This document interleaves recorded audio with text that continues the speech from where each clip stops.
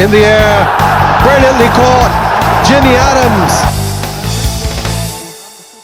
I grew up playing quite a few sports. Played a bit of football, or quite a lot of football growing up. But it was the sort of typical experience for boys in Jamaica, where even from primary school, you'd play, over the course of the year, you'd play football until Christmas. Then you'd have a couple months of track and field, and then you'd finish the school year with cricket. And I think most boys growing up in Jamaica, whether in the cities or in rural Jamaica, would have been exposed to those three sports. So as a matter of course, you played those three sports. By the time I got to high school, I had a special love for football, and I wasn't that bad a player.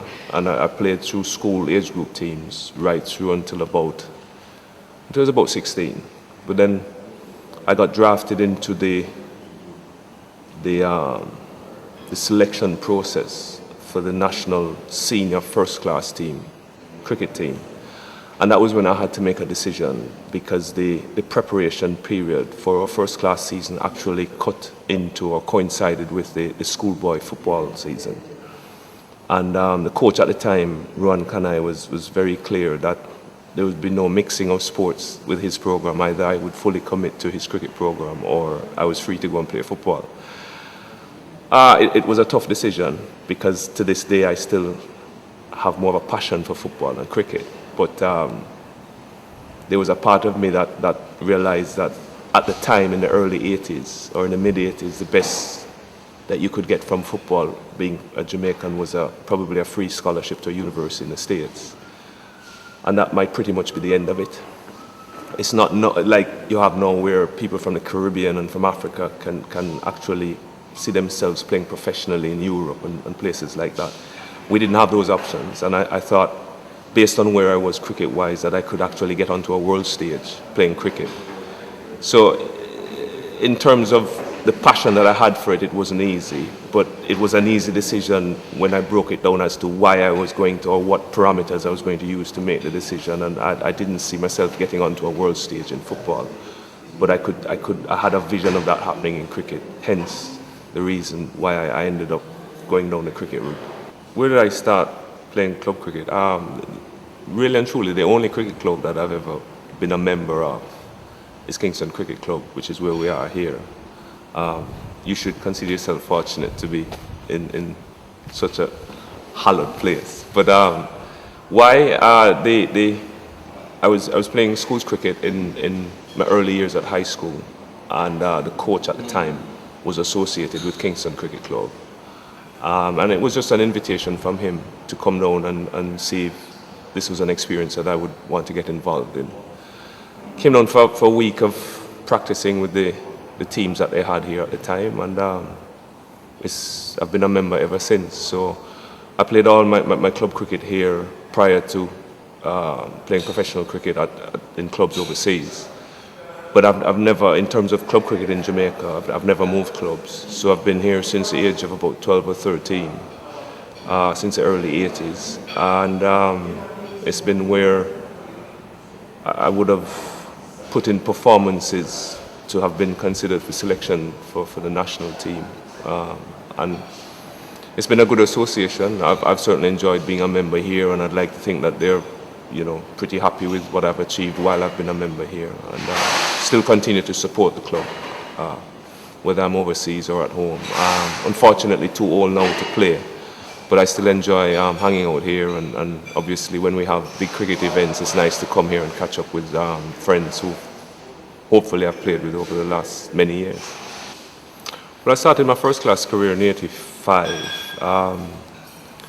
It was an interesting period in Caribbean cricket, because going back to the early 80s, Lawrence Rowe had started doing tours with rebel teams to South Africa, and quite a few Jamaican players who were regulars during that period left and went on those rebel tours. What I'm saying now, I'm saying more with hindsight than anything else. At the time, I was too young to appreciate what was happening. I was sort of caught up in living a dream, being able to play for the national team while still in school. I do think that I would not have been able to have made a Jamaica team had the Rebels not gone to South Africa. People like Lawrence Rowe, Herbert Chang, Richard Austin, Everton Mattis, they were still young, fairly young in cricketing sense, and would probably have played for Jamaica for easily another 6, 7, 8 years maybe, because they were fit lads. And it might have blocked my opportunities. So in hindsight, I would say the Rebel Tours helped me. In terms of the effect on Caribbean cricket, I think it would have probably had an overall negative effect in a sense, because I think one of the issues we're seeing now with West Indies cricket is the falling standard of our first class competition, and the Rebel Tours took the second layer of players away from our domestic cricket. Obviously the first team players were with Clive Lloyd wherever they were touring, but that next tier that would have kept the standard to a certain level were all gone to South Africa. So I think looking back, there was a drop in the standards of our domestic cricket that probably wasn't felt for a few years after, even though it created opportunities for some of us, and I was one of the beneficiaries. I do think it lowered the standard a little bit.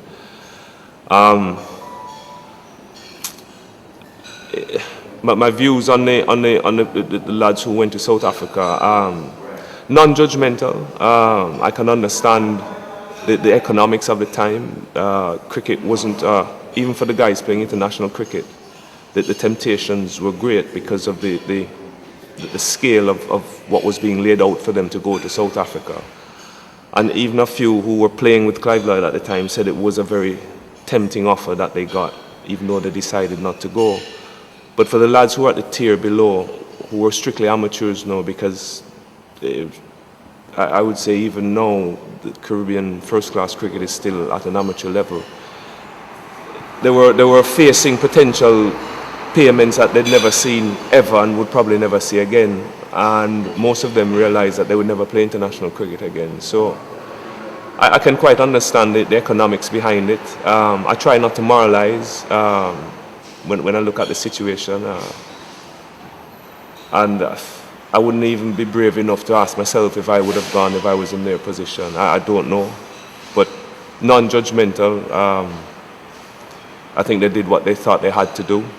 Thankfully, all of them have been sort of accepted back into West Indian society and West Indies cricket, because the life ban was lifted maybe about 8 or 9 years after they went, which I thought was a good thing. And a couple of them even got back into a West Indies squad. I think Ezra Mosley went on to play Test cricket for the West Indies, which I thought was good for cricket, for West Indies cricket. But I do think that overall, if you ask the question again, what was the overall impact of the Rebel Tours, I think it did weaken West Indies cricket, but it might not have been seen at the time, because the West Indies team at that time was winning everywhere and against everybody. So I don't think anybody paid that much attention to the long-term consequences of those fellas going off to South Africa. Moving away from the Rebel Tours in '82 to my debut, which was against South Africa. They'd just been readmitted into world cricket. They'd beaten us in the World Cup about 3 months prior to them coming to the Caribbean, knocked us out of the World Cup. And that left a bit of a bitter taste in the mouths of quite a few Caribbean people. But we knew enough about the cricket to realize that they had a strong team. As did Monty Lynch. Their domestic cricket was very strong, and the domestic cricket obviously had been helped by the Rebel Tours 10 years earlier. I mean, it was an interesting debut because the test match was boycotted in Barbados because there was a Barbadian fast bowler who had been omitted from the final 11. So, interestingly, it was played in front of nobody. There was only the West Indies squad and the South African squad and their supporters who came to the Kensington Oval in Barbados. But it didn't take away my excitement. Obviously, it was not the culmination, because there are a lot more goals that I wanted to achieve, but certainly I played first-class cricket since 1985, so it was 7 years after a first-class debut that I was playing international cricket. So just putting on that maroon cap and walking out for the first time, and to be in the same team as people who I'd considered legends, Desmond Haynes, Oh, that's a lovely shot. Ambrose. Well bowled, gone, superb bowling, beautiful bowling and a good catch. Walsh. Bowled, played it on. Richie Richardson. Edge, oh what a catch! What a fantastic catch, going to hit that. Very hard to describe, but just suffice to say, very, very excited. Didn't sleep for 5 days, or 6 days, because we had, in those days we had rest days in test matches, which they've long since done away with. And it was an interesting game. On the last morning, the odds were heavily stacked in favour of a South African win, and Walsh and Ambrose went to work and bowled us to an improbable victory. I did fairly well in the test as well, which was personally very satisfying. And to this day, I do think that the Barbadian public missed out on what was a very, very exciting game. But that's their loss. They made the choice not to come and support the team for their reasons. But dream come true for myself. Thoroughly enjoyable at the end, because certainly for 4 days on the rest day I thought that we were going to lose a test match. And I got a very early insight into what you can do when you have a very potent bowling attack, which we had in those days and which we had for a few more years after that. And yeah, it was a dream start to test cricket for me.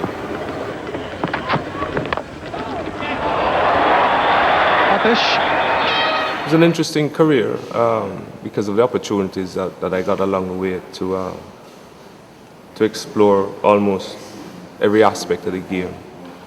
Primarily selected as a batsman throughout my career, whether it be one-day cricket or test cricket. But by the time I got into the test team, I'd kept wicket for Jamaica. I'd gotten wickets for Jamaica bowling spin. It's going to be the left-arm orthodox spinner, Jimmy Adams, now from the Paddington end. Oh, that's got to be plumb. Yes, he's got him there with the arm ball. Glenn McGrath padding up to one that he thought was going to spin, but that just went straight on with the arm. Clever piece of bowling there by Jimmy Adams, and he's brought to an end Glenn McGrath's highest test inning.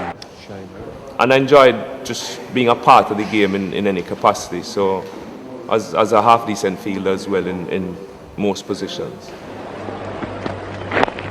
He's got him, what a catch! That is a gem, a classic. Jimmy Adams does the job, Warren fending it away, and Adams takes a gem at short leg. Superb catching. That was excellent work by Jimmy Adams. There's a huge difference between my performance levels in the first half of my career. This time it's in the air. Jimmy Adams running back with the ball. Will we get to it? He's getting under it. Oh my word, what a catch. What a classic. 2 great catches tonight. And I think he's nearly knocked himself out, the skipper. 110% of desperation, and he's in a bit of trouble. Well, that's a real shame, Jimmy Adams. I hope there's nothing serious there. It was frustrating because at the time, that second half period, I knew something wasn't right, but I couldn't put a finger on it. Spent a lot of time looking at more technical issues. But I would have to say the answer now becomes hindsight more than anything else, because they've done enough studies now and speaking to people who are in that field. That sort of 93 to 95 period, I pretty much played for 2 years non-stop. And it got to a point where on the 95 tour of England, it was just burnout, plain and simple. But I think the long-term effect of it was, and again, this is hindsight, at the time I knew something wasn't right, but you didn't know what it was.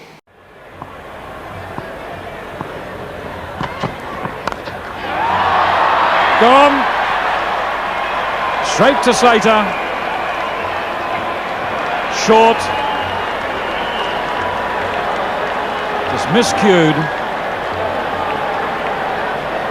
He'll be very disappointed with that, will Jimmy Adams? I couldn't carry a series anymore. I couldn't carry 5 tests anymore. Mentally couldn't do it. So most of my performances came in 3 test series, where you had maybe 1 or 2 good performances. But 5 test series became a real struggle for me, and it started from that period. They've done enough studies now to show that these are issues that, although if identified early, you can correct them and not keep sliding down that slope. But I think by the time I got to the end of the 95 season, having been on the road for 2 years, playing first class and international cricket as well as county cricket, I'd gotten to the point where severe burnout had crept into my game. And in hindsight now I can safely say that mentally I wasn't the same player ever again after that. Found it very difficult to do the longer tours, the 3 month tours. Began getting tired. Mentally I could feel it, mentally tired very quickly on a tour. Where prior to that, you're almost like an energizer bunny. You get to the end of a tour and you're looking forward to the next tour. So there are little things that I could remember, and when I related some of these issues to people who are now specialists in the field, they said, well, classic case of. But there was nobody at the time who knew about it, so there was nobody to turn to, there's no information on it. But there was this sense of frustration of knowing that something inside wasn't right, desperately searching for answers, because you knew, you sort of had this feeling inside that I should be dominating consistently like I used to, and it wasn't happening. Very frustrating. Amidst indescribable tension, they inch closer to the target. Adams finally squirting a 2 on the leg side to bring the scores level. West Indies cannot lose. It's the first time the West Indies captain has allowed himself.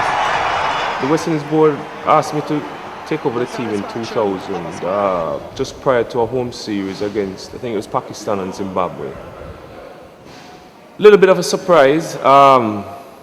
We'd had a bad series previously in New Zealand when Brian was captain, and Brian opted to take a break from the game for a while, stating stress-related issues. Was I ready for captaincy? I think I was as ready as I would ever have been. I'd been on the circuit now for 8-9 years. I'd played enough test matches and ODIs. West Indies have won by 1 wicket. An amazing test match. I'd captained the team before on a few occasions in the Caribbean just prior to the '99 World Cup when Lara had been injured in that series against Australia.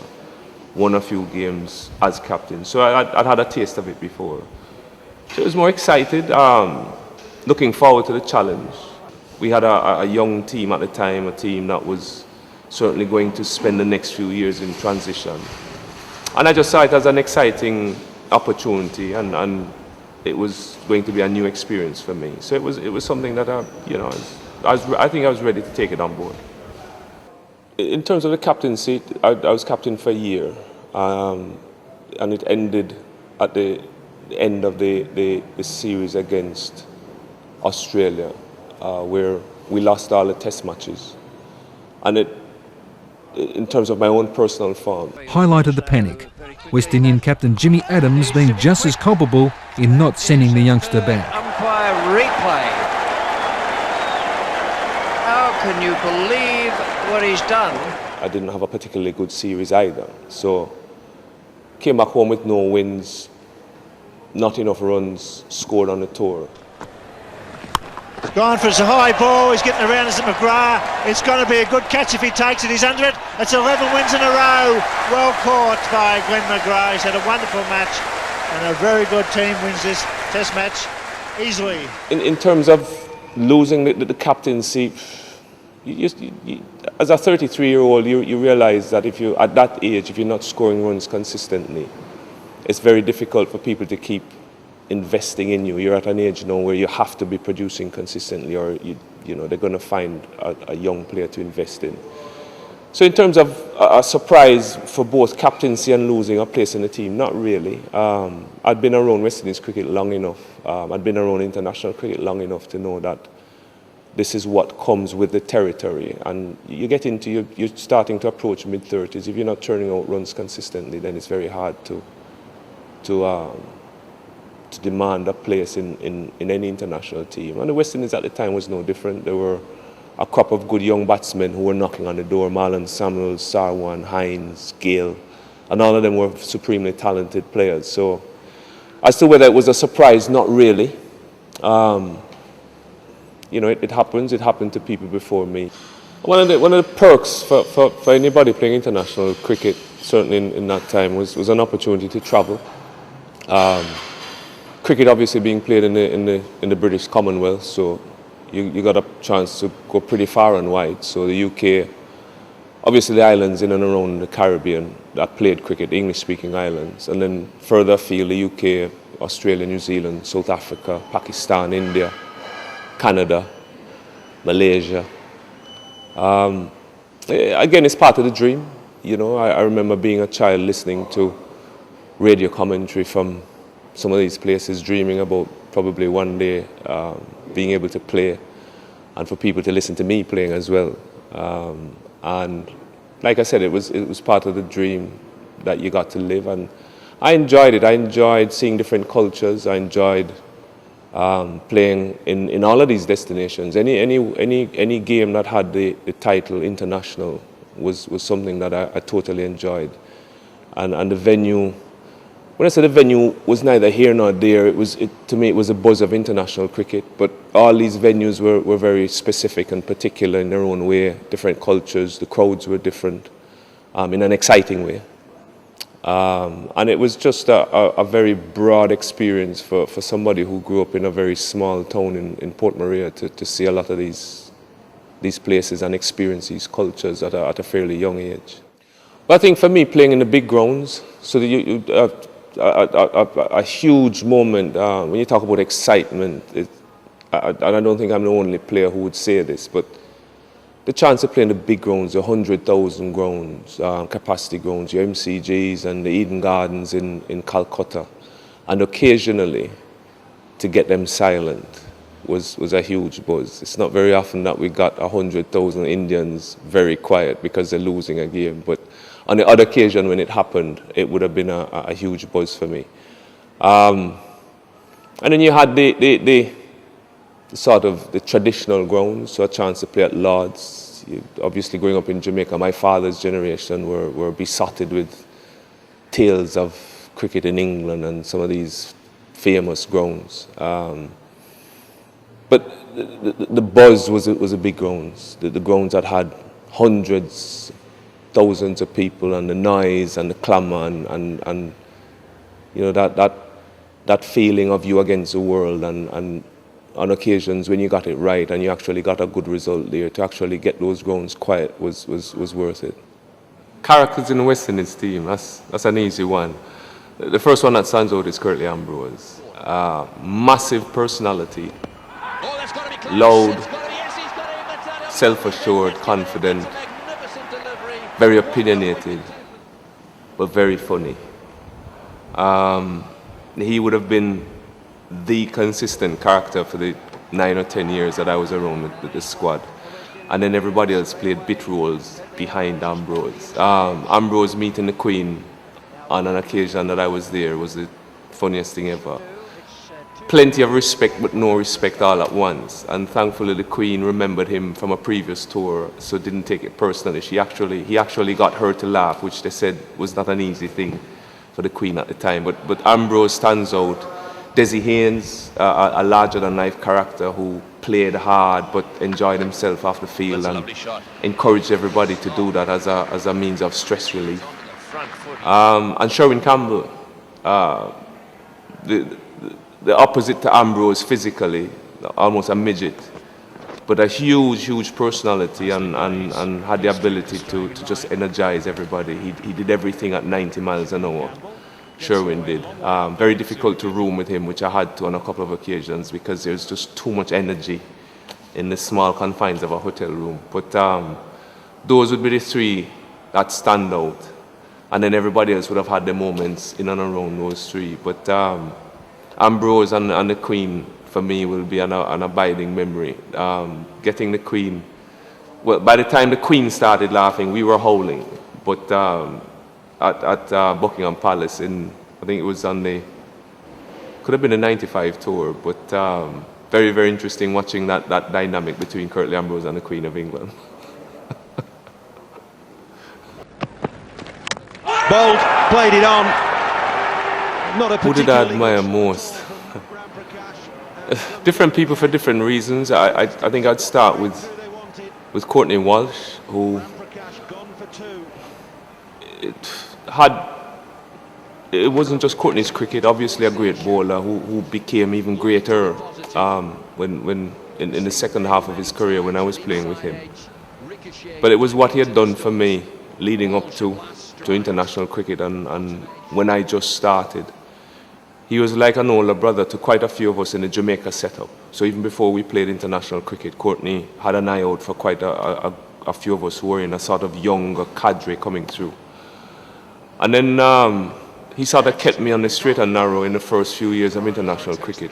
You know, if there was ever a time when I threatened to leave the beaten path, Courtney was one of those who was very close behind me, keeping me in line and making sure that the decisions that I made were good decisions. And I look back now and I'm very grateful for having Courtney there in the background, because I could see myself at the time having made or getting myself ready to make pretty ordinary decisions. So I'd start with Courtney, and then Ambrose for what he was as a bowler and as a person, Brian Lara to play with one of the greatest batsmen ever, and to do it from youth cricket right through, but obviously went on into international cricket, and to have had some good partnerships with him as well was quite exciting. And then Chandrapal, I played most of my career with Shiv. Shiv came in as a 19-year-old, but very, very strong mentally. One of the strongest players I've been around. One of the most determined players, one of the most focused players that I've seen. I thought I was focused until I saw Chandrapal, and I realized that he took the word focus to a different level. And it's been great watching how his career has blossomed for the last almost 20, well, I say almost, he has played for 20 years now, which is a credit to him. But those would probably be the people that stand out. Richie Richardson, he captained me for the first 2 or 3 years of international cricket, gave me a lot of support as a youngster coming in, trying to find my feet. This time he goes for the one that's pitched up, and he's hit it well. Carl Hooper. I would say it was probably the most pleasing on the eye in terms of his style of batting. Always seemed to have more time than most of us mortals. Don't think he was as consistent as he could have been in the early stage of his career, but he was the only person who would make Curtly Ambrose leave the dressing room, put his music down and watch cricket, which said something, because Curtly did that for nobody else in the time when I toured. Body weight on do it in relation to the ball, yeah? Very good. So we have his head in front. What am I doing currently? Well, I'm 3 years into a relationship with Kent County Cricket Club in England, where I'm head coach. Started there in early 2012. And it's been an exciting period for me. It's been quite a challenge as well. Kent is one of the smaller counties in England, but with a rich cricketing history. And we're trying to get Kent cricket back into the top echelons of English cricket. It's exciting for me because I think we have a cadre of young players who have come through the Kent system and are now at that point where they're beginning to establish themselves as first team and first class players. Maybe every county says the same thing, but I can only speak about the ones that I know. They're very talented, they're young, they have good attitudes, and I think it's a good recipe for future success. It's been scored. New South Wales were none for 62 against the Redbacks in their first game. You can make it none for 68. I think it might have just scared her. This might be the upper deck. Oh, just about there. T20 cricket versus Test cricket. I don't see Test cricket going anywhere for now. You still have a fantastic amount of interest in the 5-day format, especially when the top teams are playing around the world. The interest not just from the teams and their supporters, their immediate supporters, but as a cricket lover, to watch India playing Australia now and you know, your Ashes series and the South Africans playing against Australia, Dale Steyn versus Mitchell Johnson. even when they're wearing white clothes, there's a huge interest around the world, and I don't think that is going to die anytime soon. T20 cricket certainly has brought quite a few more people to the game, and I think it's been good for cricket. It's made the international and the first class schedules more packed. So I think there's a case to say it needs to be, the cricket scheduling overall needs to be planned properly so that we don't have players who attempt to play 3 formats and then by the time they get to the mid-20s they're having to choose one, or they're retiring before they get to 30 when you think that they had enough talent to play until they're easily into the late 30s. If that happens, I think it will be a win-win situation to have the 3 formats, which I think all 3 carry a certain level of excitement, certainly for me. But you want to get the best out of your players. You want your product to be the best product possible. And for me, the best cricket product is to have your best players ready to play, fit enough to play and wanting to play. So it might be that they have to regulate just how much of each format of the game gets played. But I'm sure that the market will correct and self-correct as time goes on, and we'll eventually get to the right formula and the right balance where we will get that, because the market will demand that. But I'm still very confident that all 3 versions will continue, certainly for the foreseeable future. And I am happy for the introduction of T20 cricket. Like I said, I'm biased. I like to be entertained, and I find that Chris Gayle hitting 6s and 4s, and your Dale Steins bowling Yorkers and slow ball bumpers, I find that quite exciting and very, very entertaining. So I'm looking forward to more years ahead of being entertained across all 3 formats. Keeps going like this. Here he goes over the offside this time, or just inside the rope. Current state of West Indies cricket, we are struggling. There's no 2 ways about it. We're struggling both on the field, but I think as a result of what is happening off the field. I think for many years, even while we were enjoying unparalleled success as an international team in the late 70s and 80s, I think a large part of that success came through development processes that were informal.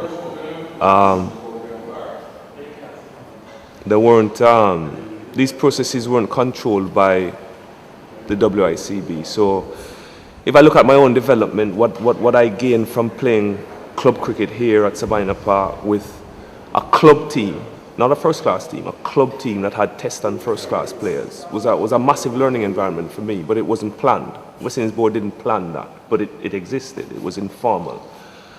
Club cricket now doesn't offer that to a youngster in Jamaica anymore, and it hasn't been replaced by anything that can deliver what that environment delivered for me. So looking at it from a development point of view, there was a lot that was in existence but not planned for many, many years. And unfortunately, when the sport got to the point where you now don't just arrive at a good international team, you develop players, you create players, you make players, and that process starts from very early. We were way behind the 8 ball, and also a lot of our development for international players during those glory years happened overseas. A lot of our players learnt the game, became more professional in their output and their attitude and their approach by playing outside the Caribbean. And for one reason or another, those opportunities became more and more limited as time went on. And again, have they been replaced? I don't think so. So the whole aspect of developing young players in the Caribbean, we are behind certainly the first world countries, the first world cricket playing countries, your Australias, your Englands and your South Africas in terms of development. The good thing is that we've recognized this. I do think the board have recognized this. I think there is now a will, but I think they're now trying to find the most effective way given the resources or lack of that exist in the Caribbean. It's always going to be a challenge, but for me the good thing is that we have the raw material here. I was fortunate enough to be involved in Jamaica's cricket quite intimately for about 3 years, going back about 3 or 4 years ago. And one of the things that struck me was that we still have raw material, certainly in Jamaica. This whole idea of losing young talent to American sports, I didn't see when I went on the road. The primary school competition in Jamaica has double, triple the amount of players than we had in my time. And the standards that I saw up to under 15, under 16 would be comparable to anything anywhere else in the world. How we pull that through from 14, 15 to 21, 22, we are definitely behind. In many areas and for many different reasons, too long to get into here, but that for me is the next big, massive challenge for West Indies cricket, is how to take the goal out the ground and polish it in that period, the 14 to 21 period, so that we can present young, capable international players and not take them into international cricket before they're ready, hope that they learn and then more sink, and the ones that do swim don't start performing until they're 29. It would be nice to produce 22 and 23-year-olds who are capable of standing up on the world stage and performing consistently. Current players that I admire, the one that stands out for obvious reasons is Chanderpaul. Been around for a long time, but just his longevity. Catch, it's a cry and taken. First test wicket for Sunil Narine. I quite like Sunil Narine. I think he's something different, he's special. And he's been bamboozling international batsmen now for the last couple of years. So those would be the two that stand out. I think there's a lot of talent and potential around young Bravo, the younger Bravo, people like Andre Russell, Pollard. But the consistency, they haven't become consistent players yet. I'm keeping my fingers crossed for them because I think they're exciting talents. But they still have to cross that threshold and become consistent in their performances. But for me, Shiv and young Sunil are the two who I would say you know what you're going to get from them day in, day out. And in their own ways, they're pretty special. Another Test 100 for Shiv Narine Chanderpaul. Chris Gayle, seems to be a divided opinion. I don't know if I'm the right person to ask about Chris because I have an obvious bias.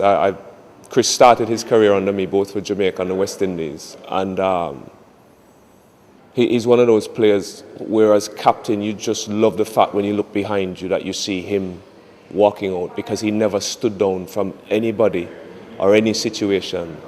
And I've seen that attitude win games at the different levels. He certainly does things his way. He's an individual in terms of how he produces. But the bottom line for professional cricket is to produce. And he's produced now for 10 years. He's carved certainly a niche for himself in T20 cricket. Into the deep, a man getting underneath it. He won't get it. Just enough to make the road. But even in Test cricket, his Test statistics will rival any of the great West Indian batsmen, bar maybe Laran, Gary Sobers and maybe Viv, which is saying something for him. I'm only sorry that physically he's getting to a point in his career now where maybe the years of being on the road are beginning to take a toll. But fantastic kid to watch over the years. Score very quickly. We know what Chris Carlton's do. Well, he's one of the best T20 batsmen in world cricket. I'm a bit selfish. I like to be entertained, and if Chris is nothing else, he's a supreme entertainer. And I'm keeping my fingers that he will continue to entertain us for quite a few more years. Straight downtown. Don't even worry about it. It's gone a long way back. Changing anything, if I could wave a magic wand, again, we went through so many changes, certainly on the cricket field, over the course of my career. I remember when we started, nobody had sponsors on shirts, and you could literally wear any piece of clothing you wanted into an international game, and that certainly changed by the time I finished. A lot of rules and regulations changed, but I was quite happy with all of the experiences, to be honest. I don't think I missed anything. The only thing probably now is it would have been nice. I played a little bit of T20 after I retired, and there was a question, what would it have been like to have played T20 internationally? I think I could have evolved into a T20 player, given the opportunity. But how many test matches and one-day internationals, the traveling, even when you had bad tours, getting beat, not scoring runs, to me, I've had the opportunity, thankfully, to use most of these experiences in different roles since then, whether it be in media or as a coach. So there's no regret, really. I think it's more how you use these experiences that make it count. And I'm actually quite happy for even some of the not so good ones that were not so good at the time, but have certainly come to serve a positive end since then. So regrets, no. Hard times, yes. Difficult times, yes. You quote unquote blood, sweat and tears along the way, but generally very happy with what happened.